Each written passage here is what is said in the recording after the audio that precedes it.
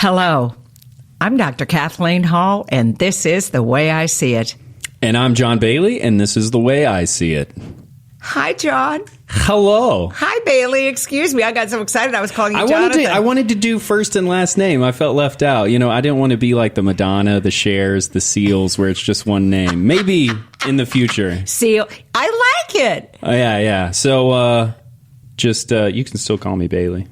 Oh, yeah, I love to call him Bailey, but that old thing, you can call me John, you can call me. Yeah. But anyway, so what we're going to talk about today is it's the beginning of the new year. It's Happy 2020. New Year. Happy New Year. And I think it's the new decade. It's the new decade. It's the new decade. So it's time for us to get real with life, if we want to or not. Yeah. It's time. We had a little pre-conversation about, do we really want to get real or not, or whatever we want. But it's about, the conversation today is take back your life. Take back your life in January of 2020 or of any day of the week, any hour of the day at a stoplight, take it back. But I think it's really, really important that we are beginning 2020, and we all know right now, whether it's the fires in Australia that are making me cry with the kangaroos. Oh, my gosh, and that the video. koala bears. So anyway, we're in the middle of Iran-Iraq situation. We're in the middle of the beginning of a new year, and a lot of us are getting our income taxes already together. What we made last year are coming, 1099s, et cetera, are coming to go, wow, I didn't make anything, or wow, I made that. What do I happened? have to show for it? Piles of Where did receipts it from go? restaurants. Yeah. Anyway, and no Sky Miles. So what did I do? My life in shambles. Just tons of Kit Kat Yes. bars. That's where mine went. And my tweets are down, and my likes are down, and God, my life is down the crapper. But anyway, back to business.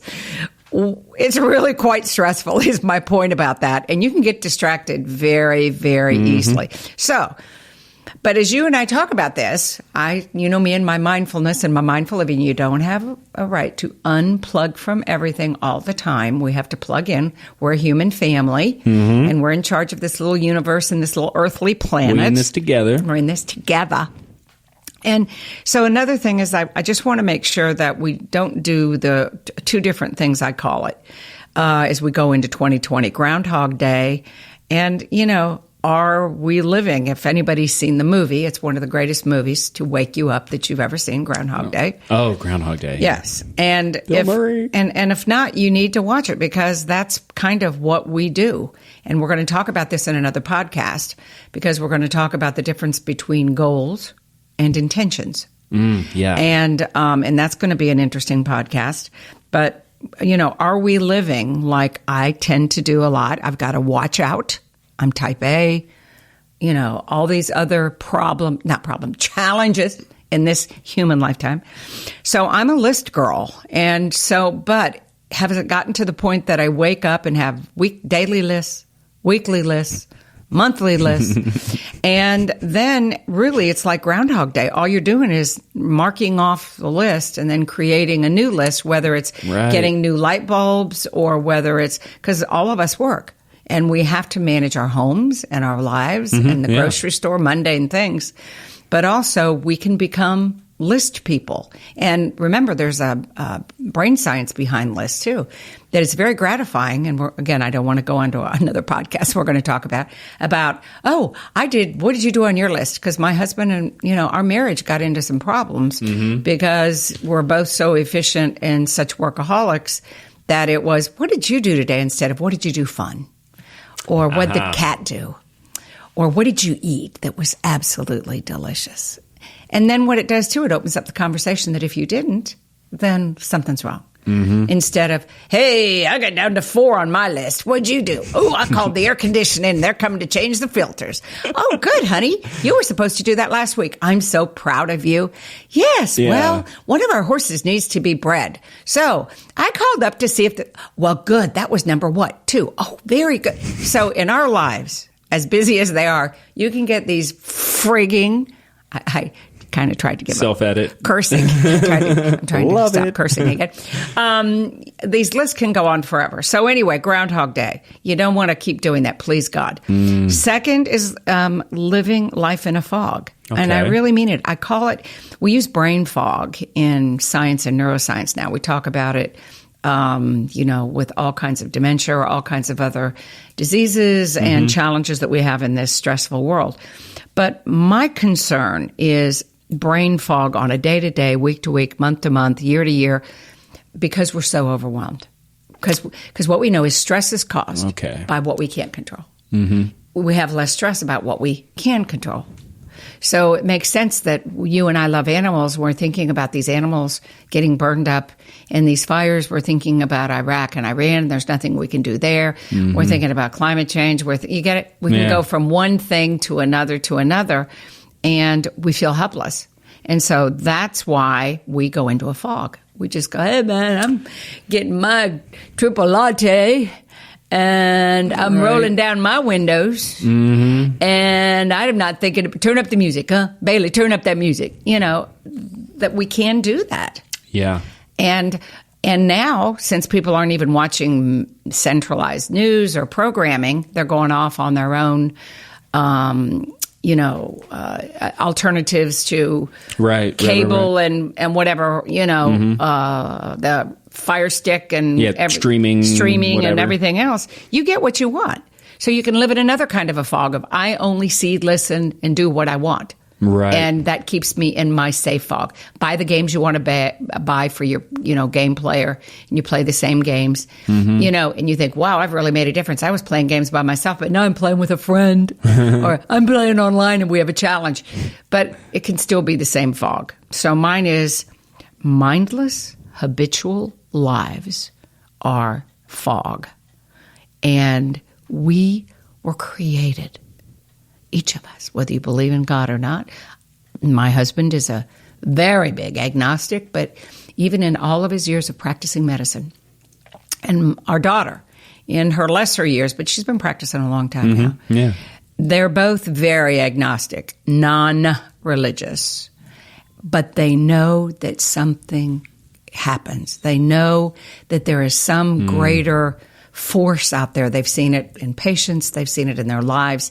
They've seen it when they leave a patient at 2:00 and in the morning, and Jim writes on his notes or something, she's decided to die and she probably won't be alive for 5 more minutes. And he goes back home and the nurse tells him that she died at 2:03. So we know that there's a lot, 20 patients and you do the same procedures. Some get healed, some don't. I mean, they're doing the same thing. Yeah, there are all kinds of combinations and permutations that we don't know. And there is some kind of energetic, divine, if you want to call it that, scientific physics. There is some force, or the force, as we used to say in Star Wars and the other things. The force, a force.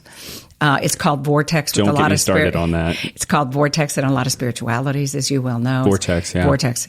So anyway, what we're going to talk about today is take back your life, okay? You don't deserve, you were not created. Don't desert your life. You were created to not live in a fog and to not live Groundhog Day. So that's what I hope you and I are going to put our little toe in the water today. How does that sound? That sounds great. For a little introduction To 2020. 2020. So how is your... This is hilarious. Bailey got here and one of the first things, hey, what did you do? And in the old days, it was like, oh, we went to Hawaii or we went to Costa Rica, or Jim and I go to this think tank. We go to the think tank every year right after Christmas, and all these brainiac people, and we come back with, I'm going to discover a new cure for cancer, or Going to get my Nobel Peace Prize. Exactly. I'm going to learn how to grow limbs to bodies that don't have whatever big. I'm Baby going to livers. the moon. Yes. And I was telling Bailey, I said, but the other side is Jim and I get despondent when we come back from these huge think tanks. And it's like, oh my God, maybe I won't be Neil deGrasse Tyson, or maybe I won't, write a seminal book on how to save the planet, whatever it is. Right.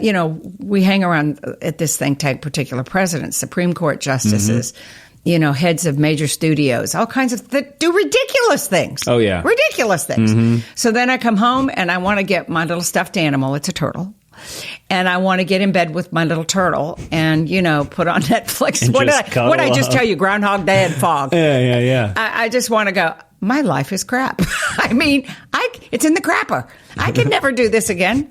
Like these people and blah, blah. So, and we were talking about this, that one of the big things therapists said that they saw was one of the biggest problems of the top 5 problems was people coming in saying it's envy. It's social media envy that they see, just like me coming back from that meeting, which I decided not to attend this year. All of these people, like, this is my body. These are the friends I had over. This is the trip we took. This is my new life. I have a book contract in the deal. Look how happy I am. And of course, you and I don't check to see if these pictures are photoshopped, but because we're trying to be kind and compassionate. Just photoshopping people in. But you and I talked about it because you walked in and I said, hey, what'd you do? And when you said, what'd you say? Oh, yeah, we did nothing, My girlfriend, we went to visit family and did the whole Christmas thing. And then, the time between the 26th of December and like the 3rd of January, absolutely nothing. We watched television, played video games. I told you we went to the grocery store. That was like the only productive thing. Right. So I went to the bank too. Right. And he came in. Well, I burst out laughing. I couldn't control myself. Yeah. Because, we usually come in, prepare for the podcast and stuff. And I just couldn't control myself because I went, I said, I can't believe it. We did the same thing. We did nothing. Yeah. You said you went to the farm. Yeah. And I said, this time of year, we always get motivated at the end of the year with these high-powered think tank people. Yeah. And I went, I can't take it. I can't take one more thing that can possibly make me feel bad or this or that. And so that's how we began this, talking about 2020. Yeah. And then I told him, I said, well, it's kind of funny you said that because I received a card. A late Christmas card from somebody who just moved. And so it's a montage of pictures. And it's got her in her size 4 body, and very thin and gorgeous and skinny bikini, string bikini with 3 children, mind you, stair-step kids with a body like, and gorgeous and a lover. And anyway, montage of pictures and my agent and my new book and everything else. And I looked at it and I just went, wow. This is exactly what the therapist and the research was talking about. That I'm so old. I look at this and go, dear God, did I have that much energy raising children and having a career and stuff. So I almost went to bed again with my turtle. Right. And went, I'm tired, man. I just can't think back that far. But then I thought of all the peers that got this thing, and I went, God. Yeah, you said she sent that probably to everybody she knows. Exactly. So they sat there and... How many people got that? Oh, my God. And went, this is like, again, the social media. Right. I'm not enough or not... Went and looked at this and went, oh, my God, what is my life? It's only a few days into the new year, and I'm doomed. There is no hope for me. I will not have a body. I will not look like that. I will not have an agent. And so I just went, wow, this is so interesting. Because now that we begin the new year, that, God, do you even want to have goals or this or that? So I don't know. It was pretty cool and pretty tragic thinking about how we can't help but compare ourselves. I mean, you know how I'm about evolution and adaptation. Yeah. Why would that be in our DNA? Is my next. I'm going to research this. By the way, we're going to do a podcast on this because it kind of borders on envy, right? It is an envy thing, and it's like we're sitting here and we're talking about this, but I am guilty of only broadcasting when my life looks like this. I'm holding up the card that Dr. Hall. Oh. And I think a lot of, I don't know if this is a generational thing, I don't know, but I can speak for myself that the times where I am most active on social media, where 7.7 billion people have access to my life, is whenever things are going like this. So that's another interesting thing too, where it's like, plenty of people right now that aren't living like this. Oh, most of us aren't. Are you kidding? And we're not hearing from them. Those are the people that are getting bummed out. we've kind of hopped around lily pads, but it's pretty much about the same thing. Beginning a new decade, beginning a new year. And again, this is not, 10 years or, the year 2020. When you practice mindfulness, you change everything in a second, in a moment of awareness. So nobody, and there's no right or wrong way. It's just your authentic life and your purpose. That's right. The whole key to the whole deal. Yeah. Is your authentic life and your purpose.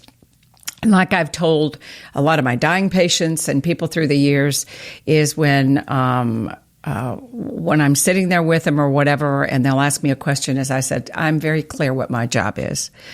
We are all born with a song. From the time our heart beats in our mother's wombs, and it's, that sound. There's a music to that, as you well know, an algorithm. So that's the first thing we hear. And then we start growing, and then we hear her digestive tract, we hear everything, we move.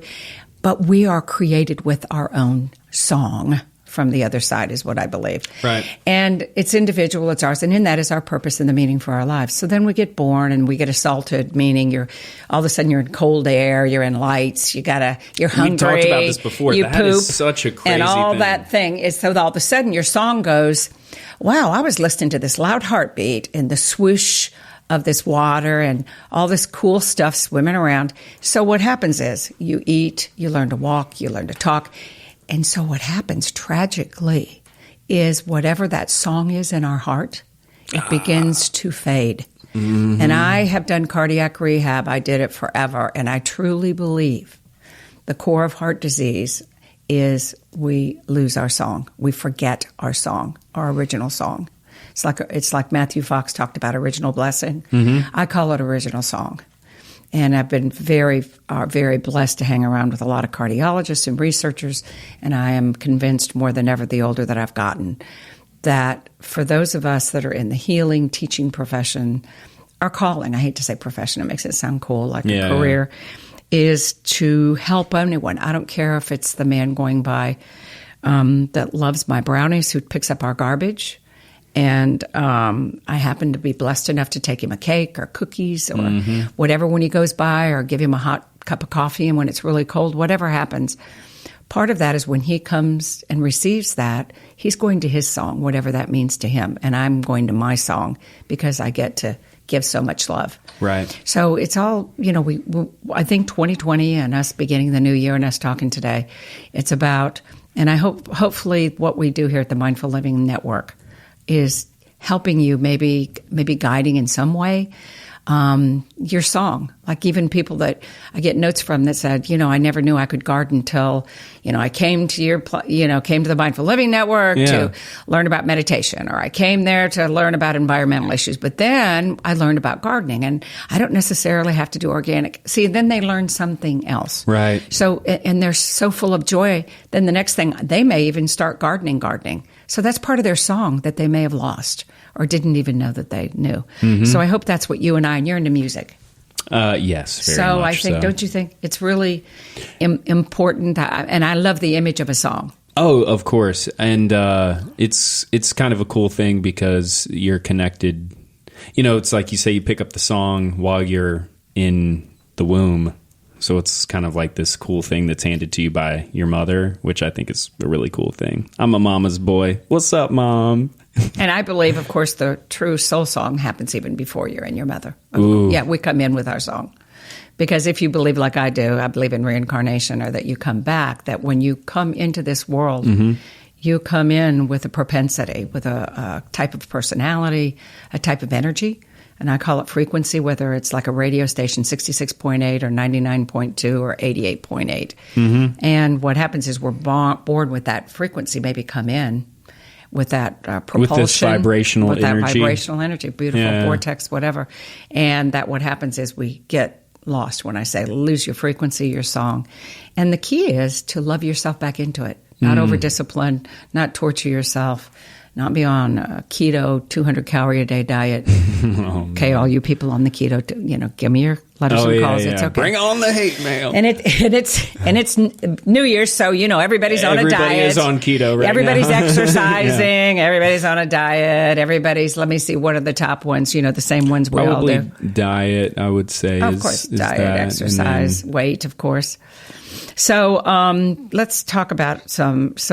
There's this process that I'd like to bring in today as we go to the middle to the end of this particular podcast, and it's called, I call it Breaking the Cycle, Move On, It's Over. And it's a thing I came up with years ago about ending 2019 before you begin 2020. End one year and begin the other, because we slide from one to the other. We don't really stop. Mm-hmm. And I don't like touch and goes. I think you need to stop at the end of 2019.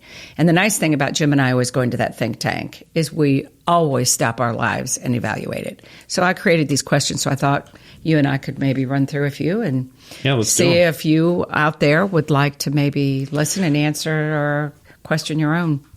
I think that'd be awesome. Yeah, totally. Your own life. So, and completing and remembering your last year, whatever that was, what was your biggest triumph? Probably investing more in my own small business and then gaining traction, getting my own clients and stuff like that. And so that's a perfect example of your biggest triumph. So if you write that down, okay, and put the top, 2019, then you keep that. So I have these back like 30 years. Oh, wow. Yeah, we've done this algorithm, these questions for 30 years. Wow. So it's adorable. We spent a couple of days ago, Jim and I went through them back 20 years with the girls. Ooh. We did them with our kids too. So it's really beautiful to watch your life unfold and how these were like channel markers when you're going through a river. Or going They kind of kept us that, you're going to float, wind's going to come, storms are going to come. But they kind of tethered us, or were beacons. Right. In that water when it was dark or there were rocks to kind of keep us there. And my biggest triumph was shifting the Mindful Living Network to more of an informational site to more of an engaging, interactive site. Because I really I started it out as an informational or as a television network. Mm-hmm. And now with the world the way it is, how we just started this podcast, I think more than ever, the dialogue. Is what we have to do. Yeah, totally. And I've realized too, instead of also writing with the future of young people and everything, it's got to be more video and more interactive. Mm-hmm. And what was your biggest loss in 2019? My biggest loss. You first. Okay, my biggest loss. My biggest loss would have to be my horse of 30 years, Sunset. I had to finally put her down. Oh, my gosh. She lived forever. 30 years. Is that typical for a horse? No. She lived forever. But she helped me when I started first working with really violent and at-risk inner-city kids. And never kicked, never did. These kids grabbed her all over, up under her. I mean, no matter what they did. Probably had never been around a horse. Exactly. Oh, of course. Yeah. And anyway, she taught me patience and love, and she was a fireball, and I was the only one that could ride her. She was crazy wild. But had an even temperament. At the same time. Wow. I really enjoyed that dichotomy. Yeah. So anyway, she taught me more lessons in life than I can say, but she was my biggest loss. Wow. And yours? I think...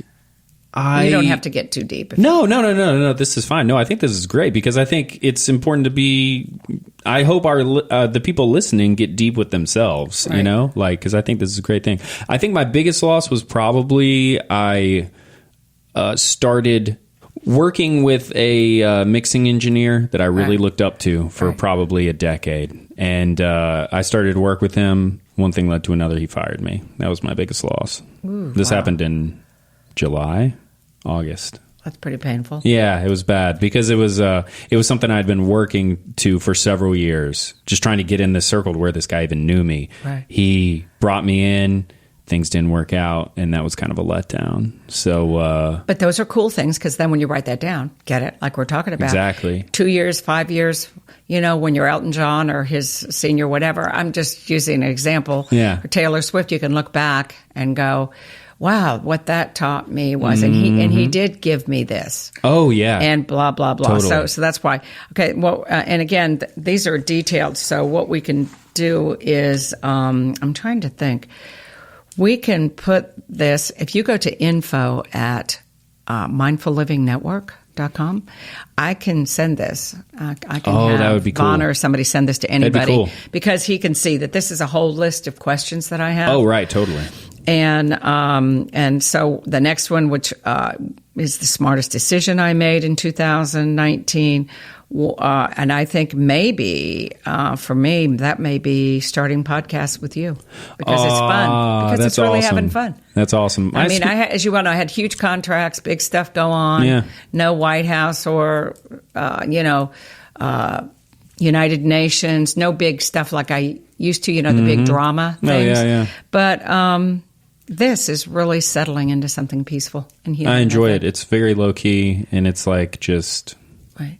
So that's for me. I think smartest decision I made 2019, opening up a savings account in a separate bank from where I have my checking account. That's cool. That's because very cool. I don't touch that money. I love it. And what one word I do like this best sums up and describes 2019 experience? Short. It flew by. I know that's a cop-out, but I don't have anything better than that. 2019 was just one of those years that went by faster than the rest. And I think what I'm going to say is perseverance. Ooh.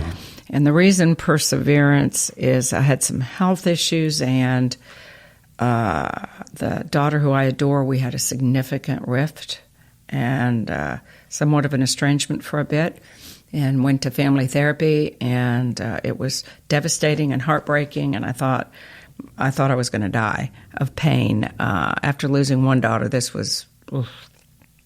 And persevering through that pain was pretty unbelievable, and also the company. Persevering through the Mindful Living Network, because as you well know, I pay all the bills. Jim and I do, and it's a labor of love. We've never taken any venture capital or anything, and there isn't any much income. So, you know, the perseverance of this, something good is going to happen because the world needs the Mindful Living Network. Yeah. And again, what we just talked about at the beginning of the show is this is why we need it, because of all these issues. If we don't live mindfully, we're not going to survive. We really aren't. We can think that we can survive in Estados Unidos in the United States and the heck with France or the heck with this or the heck with that. It's not true. Yeah. It's living in a fog if you really believe that. Exactly. And the greatest lesson you learned in 2019? I think I'm going to steal yours, the perseverance, because the loss that I did, building up my own business, I think that was, even though maybe that wasn't my overarching word, it was definitely a theme throughout the year, was like head down, keep pressing forward. And mine would be the greatest lesson I learned, it was Al-Anon, meaning, you know, my father, of course, an alcoholic and family just riddled with alcoholism and addiction. And I have navigated that my entire life and have picked up every bad habit you can think of from it.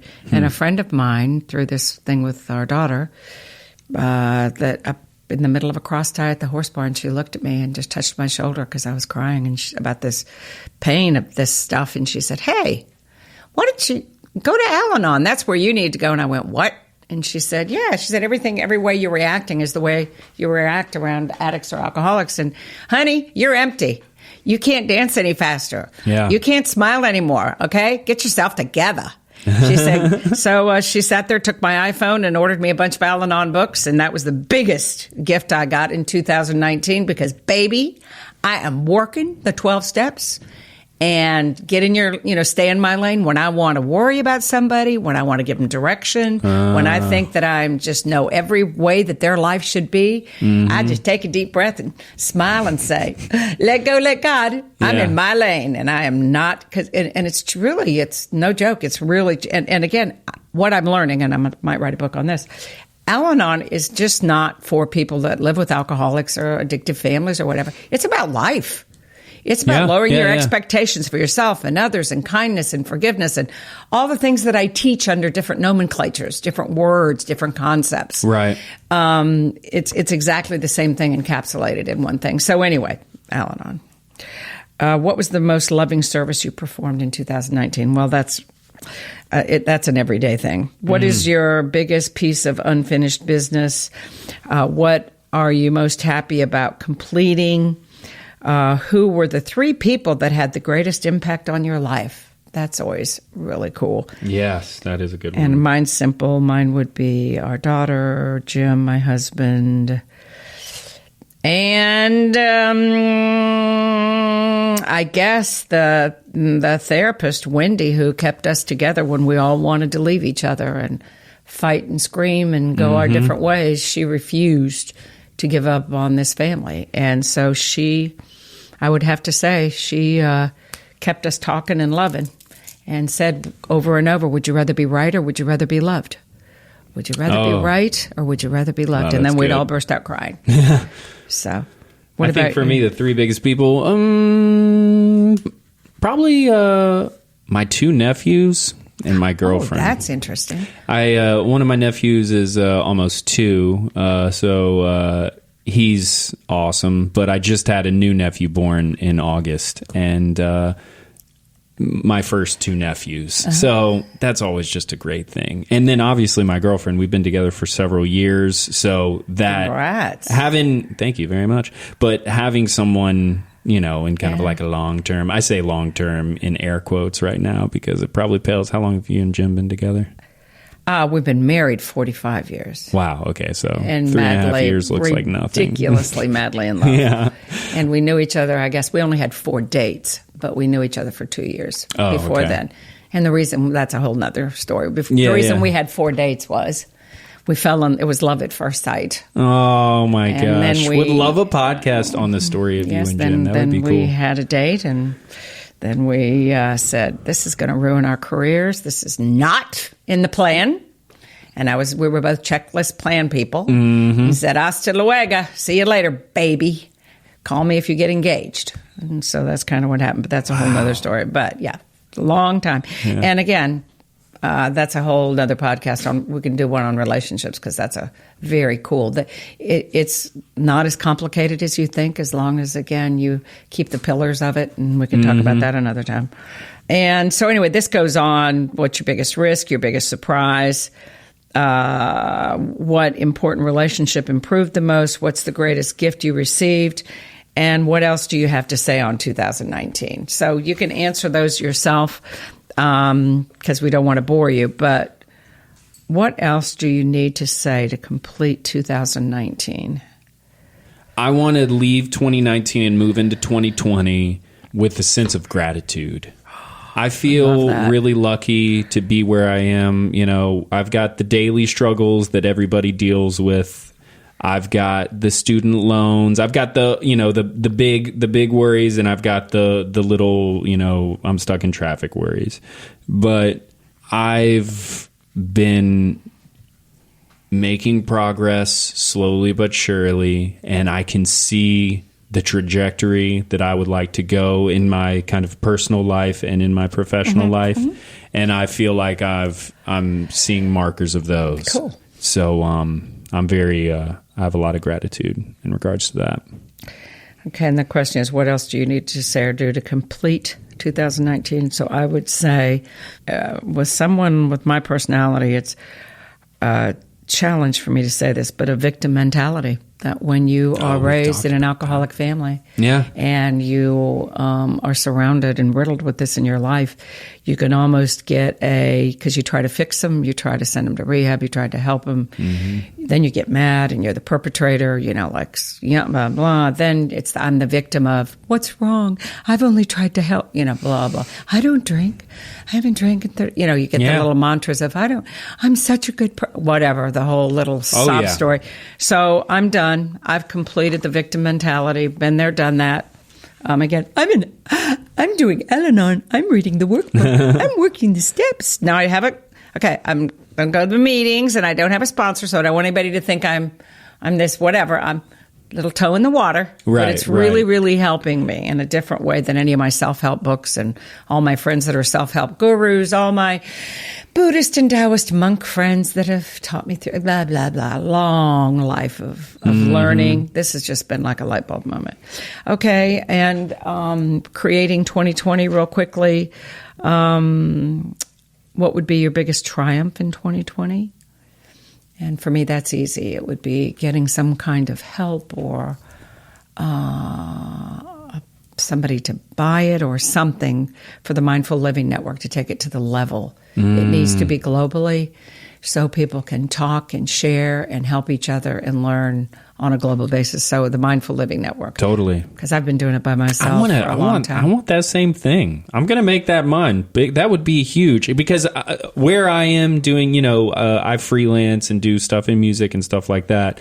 And that's all going the way I need it to go. This is what we're doing right here is the thing that I'm doing that I see some of the greatest potential for, and I want that to happen. Maybe I'm getting impatient. But No, I love it. I want your energy in it. Work. But I love it. know there's work to be put in, but like I want the next thing to happen here. That makes I'm me excited wanna cry. for that. What advice would you like to give yourself in 2020? For me, I'm shifting from working my whole entire life, I think from conception, at trying to prove that I was smart because I was. But back when I grew up, smart girls were dangerous and got in trouble and made better I grades imagine. than the boys. And Yeah. I thought way too much further than they did and dreamed. And so that led into Wall Street, into my entire life of an energy. There's an energy of always proving that you're smart. Like, yeah, I know I'm attractive. I know I'm this, but I'm smart. And you don't say it. It's not verbal. You would never verbally say it. It's just no. proving it, whether it's dissertations or articles or this. There's an energy of exhaustion. Oh, I'm sure. So my therapist, not my family therapist, my other therapist. This is not an original thought. A couple weeks ago, that's what she said. She said, what I wish for you more than anything is you can give up this energy of being smart and shift to wisdom. You are wise. You deserve it. You've worked your whole life. And she said, so feel the energy shift from being smart to wise. And you're the wise woman. So accept it and move into that space. So to me, that's the advice I'm going into this year. Because again, whether it was Time Magazine medical division or somebody calling me about an article last week or whatever, I snapped. It's like a switch. Oh, I've got to show them I'm smart. Yeah. I'll write this article. It'll be relevant. Blah, blah, blah. Instead of, are you joking? I'm wise. What are you kidding? And then my whole energy changed to this laughter, peaceful, and I did it with great joy. And Rachel called me back and just went, oh, my God, this is fabulous. And they love the content. Yeah, exactly. So win-win. What would you like to complete in 2020? How would you most like to change? What would you like most to change about yourself in 2020? I'd like to get on a better sleep schedule. Oh, that's great. It's not that my sleep schedule is like I stay up too late and I sleep too late. My sleep schedule is just non-consistent. Some weeks I wake up at 6 a.m. Some weeks I sleep till noon. And it's just really inconsistent. Yeah, and it's I know that seems very basic, but I'd really like for that. I'd like to just go to bed at like 11 o'clock every night. Sleep and wake manages, up every as you well know, 6. manages your life. When we're knowing more about sleep every day, so I wish that would be on everybody's. If you sleep, your life will change forever. If you don't sleep, again, it's an uphill battle. I literally bought a pillow yesterday, and I was so excited about buying a pillow. For you. I feel like that's something I had been sleeping on the same pillow for I think like 7 years. Ooh. And I slept so good last night, Dr. Hall. I swear, like this is the first night on this pillow. It was like a vacation. Oh, I love this. It's so cool and like memory foamy. It's awesome. Where'd you find it? BB&B. Yeah. Bed Bath & Beyond. Okay, I've got to go over 20% there. off coupons. Okay, yeah. I've They're all quit. on sale right now. Okay, well, I'll head over there. Plug. Seriously, we need new pillows. I'm on my way. They're all on sale right now. What would you like to change about yourself? I'd like to be stronger physically, and that includes weight, but stronger. Like, back like I used to, I was much more disciplined on lifting weights. Yeah. different types of weights, getting on my tread climber, stronger. I walk every single day of my life, but I want to be stronger in my spiritual practices. I need to get more. I went to a women's meditation class last night. It was amazing. So I'd like to get more back into my devoted spiritual practices because I had that brain injury in 2009 and was on antidepressants like Pristiq for God. 8 years. Wow. And then I had seizures, so I was on Lamictal and because of the brain injury and all kinds of stuff. So I've come off that. So my brain is kind of messed up because it's been on that for so long and all those medicines. Oh, yeah. So, and for some reason, I've had a really difficult time with spiritual practices, whatever changed in my brain from it being smashed. So anyway, I need to go back, and I know they work, and I do them, but I need to do more of them. And what are you looking forward to learning in 2020? And I think for me, that's just got to be like compassion and love with what's going on in the world. Because for an example, when I saw those animals killed in Australia, I got rage and anger. And then the whole climate change thing made me angry and rageful. And then I realized we may be in a war again. And my brother was in the Vietnam era, and my cousins who were damaged mentally for the rest of their lives. Oh my gosh. And so I marched in the Vietnam protests, which was Kent State. It was a tragic death. Yeah. Wow. Horrible, horrible things. So I've got to learn, instead of reacting with triggers of anger, I have got to choose a new method because the world's just getting more chaotic. Because I want to save everybody. I want to, my rescue operations. I want to save people. I want to save animals. I want to save everything. But I have to react and do more of a compassion, something, more of a love, compassion thing. Mine would mirror that, but sometimes, mine would mirror that, but on a small scale, the one-on-one interpersonal. Sometimes I really just get, I like to dream and think big about all these great things I want to be accomplishing, and these paths that I've set, and these goals that I've set for myself. And I lose sight of just appreciating the one-on-one interpersonal communication with people.